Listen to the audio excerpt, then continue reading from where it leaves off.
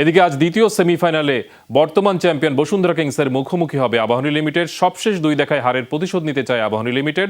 বঙ্গবন্ধু স্টেডিয়ামে ম্যাচটি শুরু হবে বিকেল 4টায়।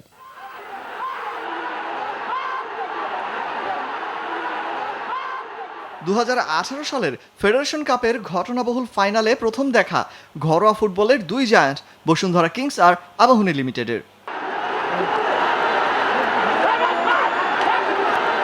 4 লাল কার্ডের ম্যাচে সেবার জয় পেয়েছিল আবাহনী। পরের দুবারের দেখায় অবশ্য কিংসের কাছে হার ধানমন্ডির জায়ান্টদের। 4-4-3 ফরমেশনে ম্যাচ শুরু করে কিংস। আক্রমণে যেতেই সেই ফরমেশন হয়ে যায় 4-1-4-1।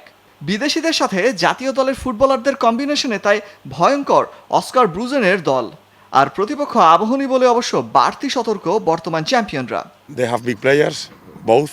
আবাহনী সবসময়ই কঠিন প্রতিপক্ষ, তবে আমার দলের সবাই ফিট আছে। শিরোপা জয় থেকে এখন আবাহনী আমাদের মূল বাধা। Same idea that we play.